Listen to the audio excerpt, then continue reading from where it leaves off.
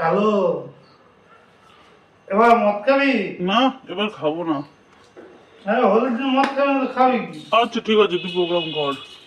আচ্ছা ঠিক আছে, তুই তাহলে মদটা নিয়ে বাকি খরচা হবে, ঠিক আছে? সুমনরে ফোন করি।